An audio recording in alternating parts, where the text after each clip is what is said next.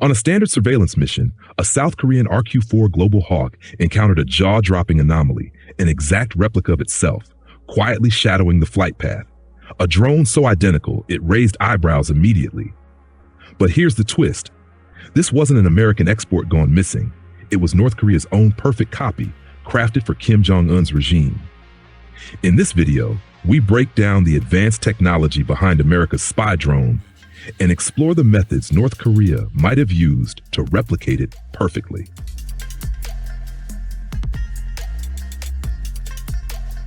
Imagine it's 2001, and a drone emerges that's so advanced, it's decades ahead of its time.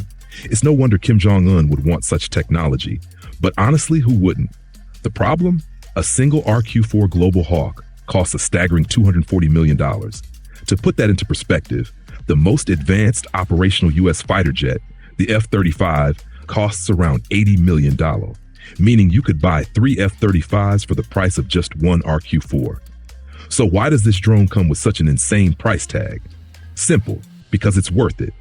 The RQ-4 can fly an incredible 4,150 miles, 22,640 kilometers, stay airborne for over 32 hours, and operate at a 60,000-foot ceiling, higher than most fighter jets. But its most terrifying capability? A SAR, synthetic aperture radar, that can scan every inch of terrain within a 300-kilometer radius. In short, it's an AWACS-level spy drone. Naturally, the U.S. keeps this technology locked down, only sharing it with its closest allies. So, how did Kim Jong Un get his hands on one? When you're treated like a god in your country, where even the slightest disobedience is unthinkable, why would you let American rules stop you from getting your favorite toy?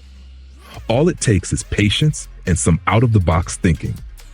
On June 20th, 2019, an RQ-4 Global Hawk was deep inside Iranian airspace, scanning for anything Tehran didn't want the world to see. That's when Iran shot it down with a third Khordad SAM system over the Persian Gulf. Iranian officials claimed they had warned the U.S. twice, but the drone ignored them, violating their airspace.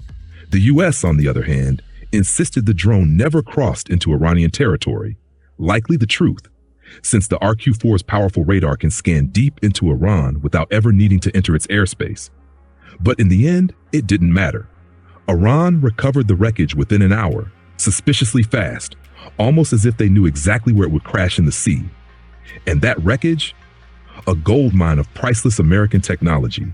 Kim Jong Un was thrilled. A few phone calls later, and he had exactly what he wanted. But there was just one big problem. North Korea had no idea how to reverse engineer it. And if there's one thing that makes Kim furious, it's being handed a perfect weapon he can't use. But we know North Korea managed to reverse engineer it. So how did they do it? Well, don't count Kim out. If there's one thing he won't let go of, it's a shiny, high-tech drone that he can boast to his people about building the damn drone himself, even if that means claiming he assembled it from scraps while holed up in a cave, held captive by American forces. Determined to get his hands on this prized piece of tech, Kim made more calls, and the Chinese, always eager for a high-tech Christmas gift, because who doesn't love a good present, jumped in to help. With Chinese engineers lending their expertise, Kim's regime finally cracked the code and uncovered any secrets or technology that could have been exploited, especially considering that the sensor in this drone was far ahead of anything available at the time. And that was the story of how Donald J. Trump made 3 adversaries happy at the same time. They say imitation is the sincerest form of flattery, but at this rate, Kim might as well start charging the U.S. a licensing fee. If you liked the video, hit like and subscribe before North Korea patents this content and charges us all licensing fees.